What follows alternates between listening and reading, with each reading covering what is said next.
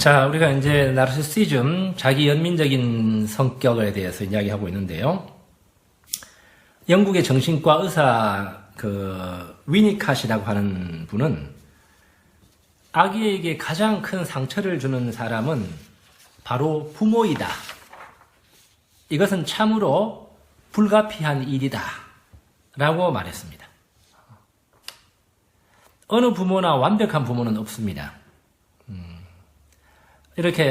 이런 부모의 어떤 부족함이 아기에게 평생 따라다닐 상처를 이렇게 남겨줍니다. 이때 받은 상처는 그 마음 깊은 곳에서 이렇게 자리 잡고 피를 흘리면서 아물지 않은 채 내 성장을 방해하고 또 삶의 활력을 빼앗아가는 근원이 돼요.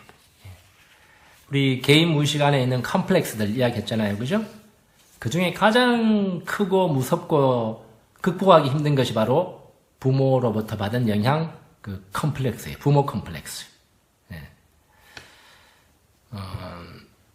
이 마음의 상처는 그것이 치유되고 해소될 때까지는 내 안에서 부글부글 끓어오르는 용암처럼 살아있습니다. 작은 상처는 치유되기가 쉽지만 부모와의 관계에서 생긴 그러한 그 상처는 너무나 크기 때문에 내 삶을 너무너무 힘들게 합니다. 삶의 행복을 가로막는 가장 큰 장벽이라고도 볼 수 있습니다. 근데 대부분의 사람들은 내가 부모로부터 받은 상처가 무엇인지조차도 잘 모릅니다. 그리고 그 상처가 너무 크기 때문에 그때의 체험을 마음 깊은 곳에 묻어두고 다시 보고 싶어 하지 않기 때문입니다. 그러나 우리가 앞선 시간에 컴플렉스 이론을 봤지만 묻어두었다고 해가지고 어디론가 사라지는 게 아닙니다. 삶에 대한 어떤 무기력감, 사람에 대한 두려움, 막연한 불안감, 이런 것들이 내 삶을 힘들게 할 때 이제 나는 그 원인을 모릅니다. 그냥 삶이 원래 그런 것 아니야 이렇게 생각합니다. 근데 그거는 꽁꽁 묻어두은 그러한 내 마음의 컴플렉스들이 내 안에서 내가 삶을 살아갈 에너지를 빼앗아 먹고 있기 때문에 거머리처럼 그렇게 느껴지는 거예요. 삶에서. 어린 시절에 이 부모 혹은 가정 환경과 관련된 마음의 상처는 그렇게 굉장히 중요합니다. 아기가 태어나가지고 처음으로 인간과의 관계성을 배우는 것은 바로 부모와의 관계를 통해서입니다. 여기서 형성된 사람을 대하고 세상을 대하는 방식이 앞으로 다른 사람들과 관계 맺는 또 세상을 살아가는 아주 이렇게 근본적인 하나의 패턴을 형성하기 때문에 그래요. 아까 그랬잖아요. 3살 버릇 8까지 간다고. 자, 그러면 이제 도대체 내가 생각하기에는 내 부모님이 그렇게 뉴스에 나올 정도로 나를 학대하거나 그렇게 한 폭력적인 부모님도 아니고 무난하게 잘 키워왔는데 나한테도 그런 마음의 상처가 있을까? 그러면 왜 가장 가까운 부모가 나에게 상처를 입히게 되는 걸까? 한번 보도록 하겠습니다. 아기는요, 여러분들이 갓난 아기가 태어나면 아무것도 모를 것 같죠, 그죠? 빽빽 울기만 하고 아무것도 모를 것 같지만 이때는 무의식적인 어떤 본능적인 레이더가 굉장히 예민하게 발달되어 있습니다. 왜냐하면 지금 내가 이제 엄마 뱃속 바깥으로 나가면 이제 당장 생존의 문제가 걸려 있어요. 내가 사느냐 죽느냐. 지금 나한테 주어진 환경이 나한테 우호적인 환경이냐 아니면 이제 나쁜 환경인가. 이거를 본능적으로 느끼기 시작해요. 그래야만이 이제 살아남을 수 있기 때문에 다 알아요. 느낌으로. 그리고 이제 생후 한 6주 정도 되면 아기는 이제 부모의 얼굴을 이렇게 알아보면서 두려움이라든지 우울이라든지 기쁨 같은 감정을 읽어내고 그거를 이렇게 따라서 모방합니다. 그래서 아기들에게 부모는 자신을 비춰주는 거울과 같은 존재예요. 그래서 아기들은 자기 자신을 대하는 부모가 나를 어떻게 대하는지 그거를 본능적으로 느끼고 관찰함으로써 자신과 세상에 대한 실마리를 얻게 돼요. 즉 부모라는 거울이 예쁘다. 그리고 이제 부모라는 거울이 행복하고 기쁨을 가지고 있는 거울이라 그러면 아기는 그거를 보고 나는 행복하기 위해서 태어났어. 나는 기쁨의 존재야. 이런 긍정적인 감정을 가지겠죠. 나는 사랑받기 위해 태어난 존재라는 느낌을 가질 겁니다.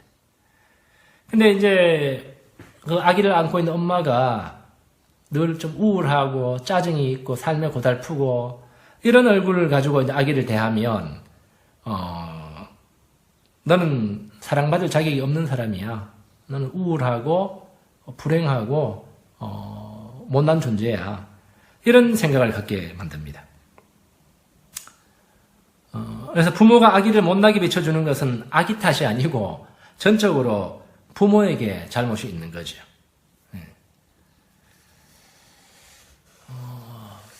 선불교에서는요, 이런 말이 있어요. 모든 사람은 아기 부처로 태어난다. 아기들은 태어날 때부터 그 자체로 부처인 거예요. 어떻게 보면 모두 나르키소스 같은 존재입니다. 신적인 아름다움을 지니고 태어나는 존재죠. 그리고 모든 사람은 한 사람도 예외 없이 사랑받기 위해 가지고 태어난 존재들이에요. 근데 부모라는 이제 그 거울 자체가 거울이 끼어져 있다든지 표면이 깨끗하지 못하고 더럽다든지 그렇다 그러면 그런 거울이 부처로 나르키소스로 태어난 아이의 얼굴을 제대로 비춰줄 수 있겠어요? 그죠? 내가 나르키소스로 태어났다 하더라도 부모의 이렇게 거울이 탁하거나 깨져 있으면 거기에 비친 내 모습은 깨어져 있거나 지저분한 그 모습이에요. 그죠? 그런 모습 비춰주잖아요.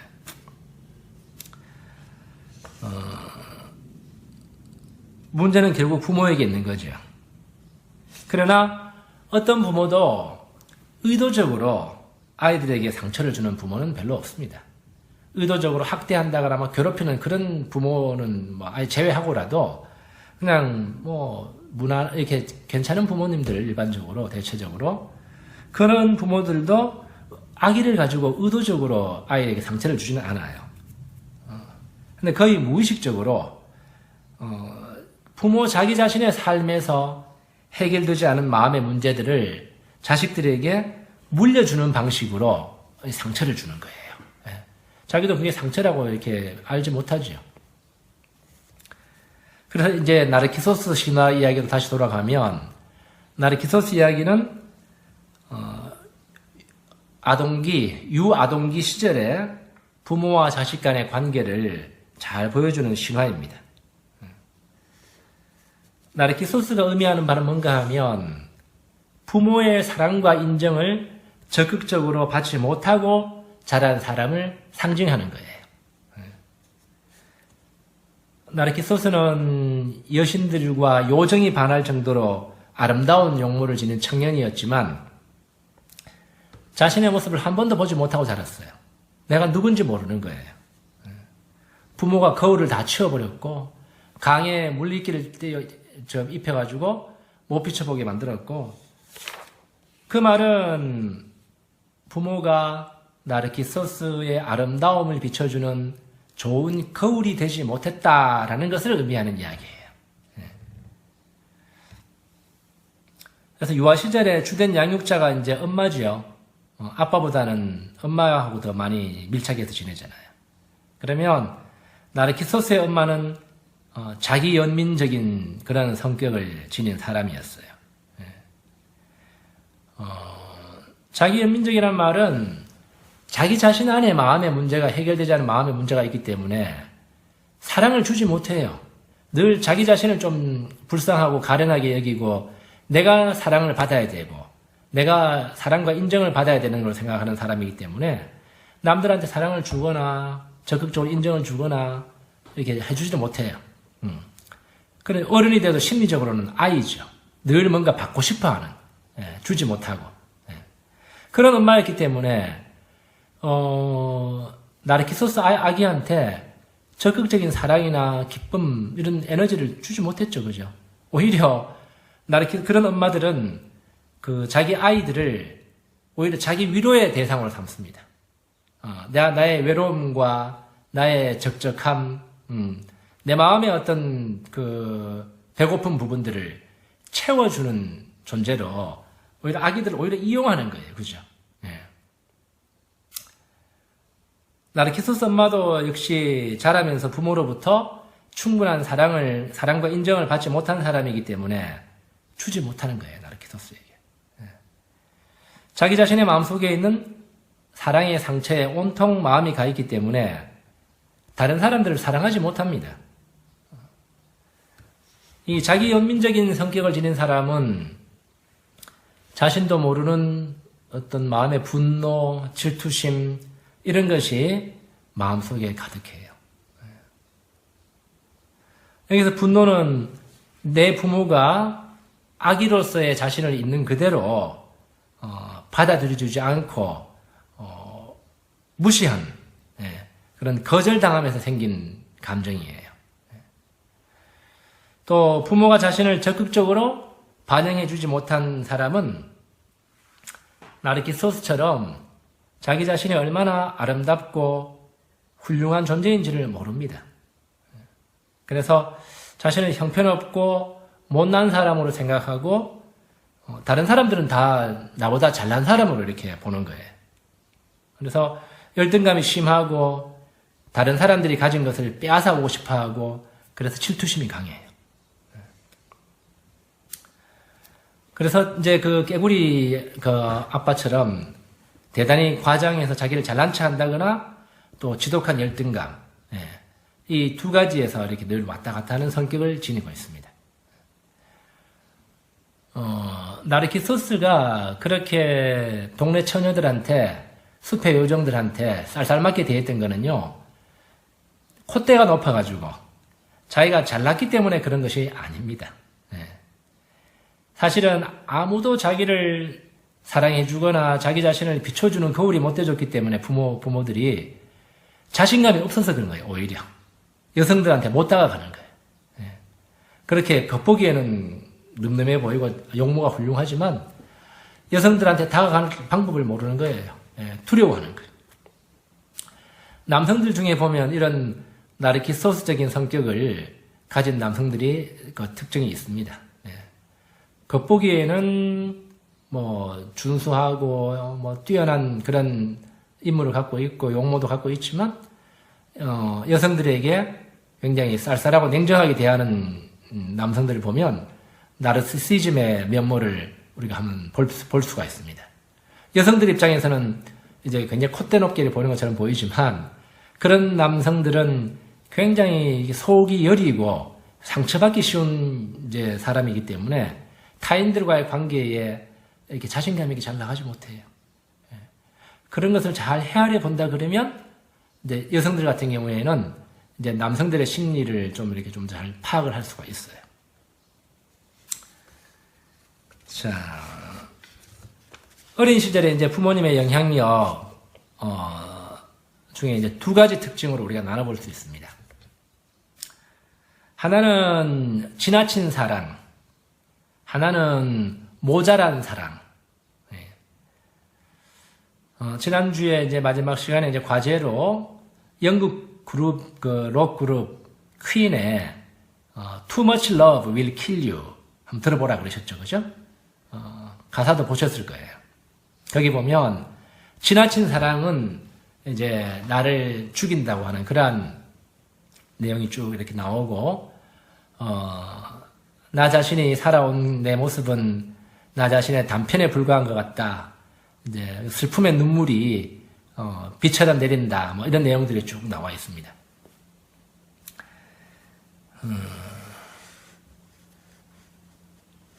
우리 마음에 이제 깊은 곳을 들여다보면 얕은 곳에는 내가 쉽게 접할 수 있는 아는 그런 감정과 마음들이 이렇게 떠다니지만 그 감정들을 깊이 가장 깊이 들어가 보면 거기에는 어린 시절 내 부모와 관련된 감정이 도사리고 있습니다.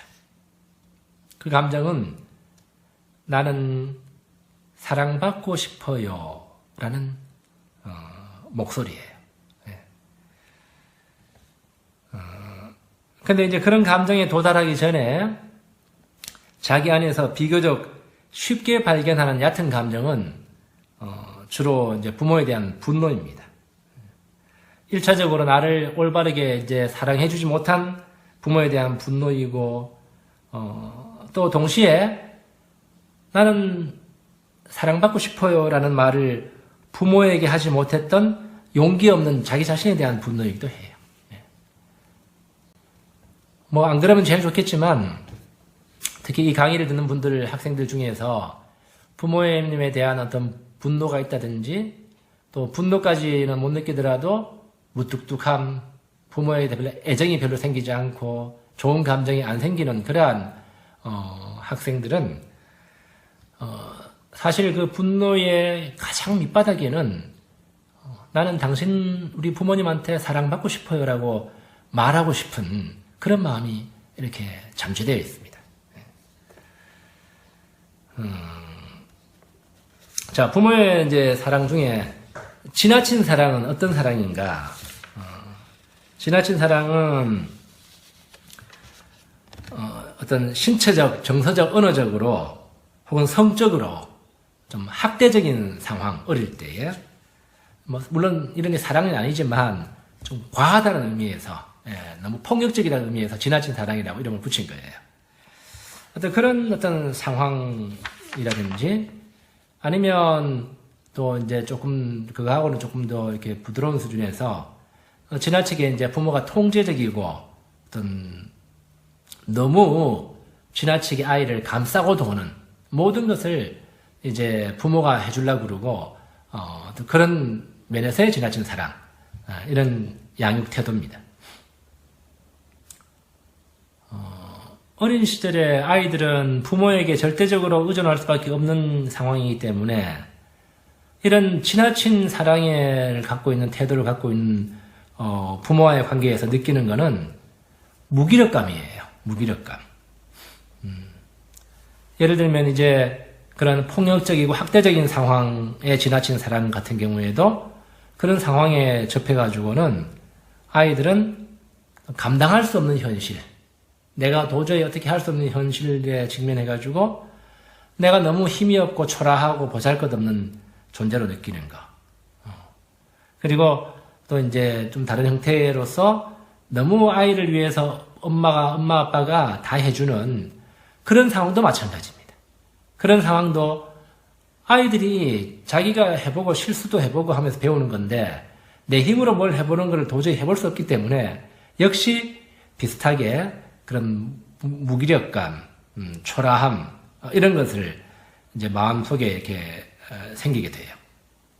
그래서 삶에 대한 어떤 두려움, 불안함 이런 것들이 이제 어릴 때부터 마음속에 자리 잡게 됩니다.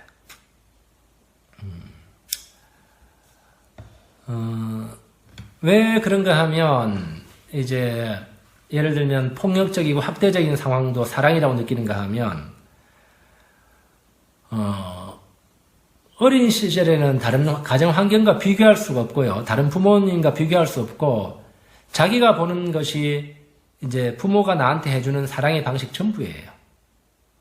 설령 학대를 하고 언어적으로 물리적으로 폭력을 가하고 그렇게 했더라도 아이가 보는 입장에서는 저게 부모님의 사랑이구나 생각하는 거예요. 그죠? 괴롭고 힘들지만서도 왜냐하면 내 부모가 나를 이렇게 사랑한다고 이렇게 생각하기 때문에 그게 사랑의 방식이라고 생각하는 거예요. 이런 어떤 것이 이제 그 지나친 사랑입니다. 그 다음에 이제 모자란 사랑. 모자란 사랑은 말 그대로 이제 사랑이 모자라는 건데, 예를 들면 이제 뭐 생계형 방임 같은 경우에 제일 많은 경우라 볼 수 있습니다. 엄마 아빠가 먹고 사느라고 바빠서 어릴 때에 아이들의 어떤 사랑을 충분히 주지 못한 사랑의 경우죠. 아마 우리 대부분의 이제 오늘날 현대 가정의 문제일 거라고 봅니다. 근데 이제 먹고 사는 문제 이렇게 연결시켜 버리면 부모님들이 그거를 당연하게 여겨요. 어쩔 수 없는 그냥 불가피한 상황으로 여기게 되는 거예요. 어느 정도는 맞습니다. 어느 정도는 뭐 먹고 살아야 되니까 그런 것이 있지만, 근데 아이가 필요한 것은 먹여주고 재워주고 학교 보내주고 하는 것이 아니고, 아이한테 제일 큰 양식은 부모의 사랑이라는 거를 부모 자신들이 아이 시절을 겪어왔으면서도 잊어버리면 모르는 거예요. 그래서 그런 어떤 부모님 밑에 자란 아이들은 부모님이 무난하게 그냥 뭐 잘 키워줬음에도 불구하고 마음속에는 내가 부모로부터 받은 것이 아무것도 없구나. 부모로부터 받은 것이 별로 없구나. 이렇게 느껴요. 그래서 이제 자라면서 자꾸 불평불만 하는 거죠. 엄마 아빠한테. 부모님, 엄마 아빠가 나한테 해준 게 뭐가 있느냐고. 그럼 부모님들이 도대체 이해를 못하는 거예요.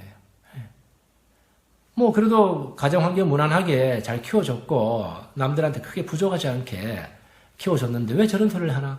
섭섭하다 생각하는 거예요.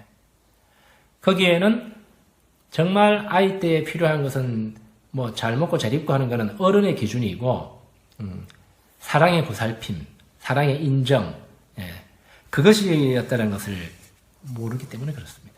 그리고 그로 인한 마음의 상처가 있다는 것을 부모들이 몰라서 그러는 거예요. 그런 생계형 방임에 모자란 사람도 있고, 또 한편은 이제 뭐 굉장히 뭐라 그럴까요? 좀 교양이 있고 냉정한 엄마들, 뭐 집도 뭐 그런 대로 잘 살고 이렇게 하지만 엄마나 아빠가 이제 교육적으로 아이들을 좀 독립적으로 키워야 되겠다 이런 마음을 가지고 있어가지고 어릴 때부터 이제 뭐 아이의 어떤 욕구라든지 감정을 잘 들어주지 못하고 이제 부모 나름대로 내가 해야 될 일이 있다 생각하고는 이제 자기 취미라든지 뭐 자기 활동 많이 하고 하면서 아이들과 교감이 별로 없었던 이제 그런 좀 냉정하고 이성적인 부모, 그런 사랑도 이제 모자란 사랑이죠. 지나친 사랑이 아닌 것처럼 모자란 사랑도 역시 사랑이 아닙니다. 자, 이런 어떤 이제 그 부모로부터 마음의 상처를 받은 사람은 어릴 때부터 이제 가슴에 커다란 하트 모양의 상상을 해보세요. 뻥 뚫린 가슴을 갖고 있어요. 눈에 보이진 않지만 내 가슴에 이렇게 커다란 사랑의 블랙홀이 있다고 생각해보세요. 부모의 사랑과 이제 인정을 못 받아서 받은 상처이기 때문에 블랙홀이 어떤 거예요? 블랙홀은 모든 것을 빨아들이죠. 빛마저도 흡수하기 때문에 이제 깜깜하게 보이는 거예요. 내 마음 속에 그런 마음의 사랑으로 인한 상처이기 때문에 거기에는 아무리 채워넣어도 채워지지 않습니다. 그래서 우리는 그런 마음에 이렇게 상처로 인한 블랙홀을 갖고 어른이 되기 때문에 이제 행복에 대한 파랑새의 꿈을 꾸게 되는 거예요. 환상을 갖게 되는 거예요. 내 마음 속에 이 사랑의 블랙홀을 채워줄 존재들을 끊임없이 찾아놨습니다.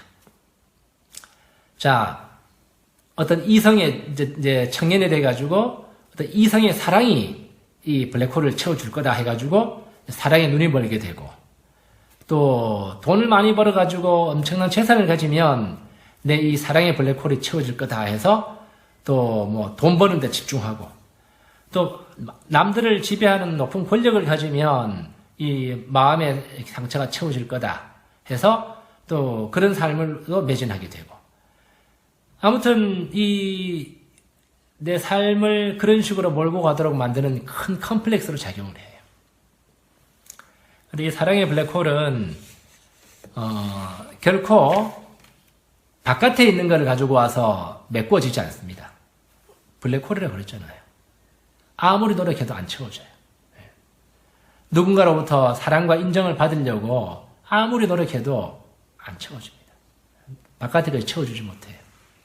정답은 자기 자신의 마음에 있는 부모로부터 생긴 마음의 상처로 인한 그 블랙홀을 자각을 하고 내 안에 모든 것을 빨아들이고 싶어하는 배고픈 그러한 허한 공간이 있구나. 이거를 자각하고 그것을 안에서부터 채워나와야 돼요. 안에서부터. 바깥의 것으로 채워지지 않습니다. 안에서부터 채워나온다는 것은 두 가지 측면이 있는데, 한 가지 측면은 그런 마음의 상처를 안고 있는 사람은 끊임없이 이제 어릴 때 했던 그 권리를 계속 주장합니다. 나는 사랑받기 위해 태어난 사람. 나는 사랑받아야 돼. 사랑에 대한 강박관념이 시달립니다. 이제 어른이 되면요, 그 유아적인 사랑의 강박관념을 버려야 됩니다. 나는 사랑하기 위해 태어난 사람으로 바꿔야 돼요. 내가 사랑을 해야 돼요. 사랑도 근육하고 마찬가지로 이제 내 마음의 블랙홀, 이 블랙홀을 안에서부터 사랑을 함으로 인해 가지고 사랑의 근육을 키워서 메꿔 나가야 돼요. 우리가 체육관에 가면 이제 뭐 엽기 들고 뭐 이렇게 운동하면서 근육이 쌓여가잖아요. 그것처럼 사랑의 상처로 생긴 그러한 마음의 상처는 내가 이제는 책임감 있게 사랑을 하는 삶을 통해 가지고 안에서부터 메꿔 나와야만이 조금씩 채워지기 시작합니다.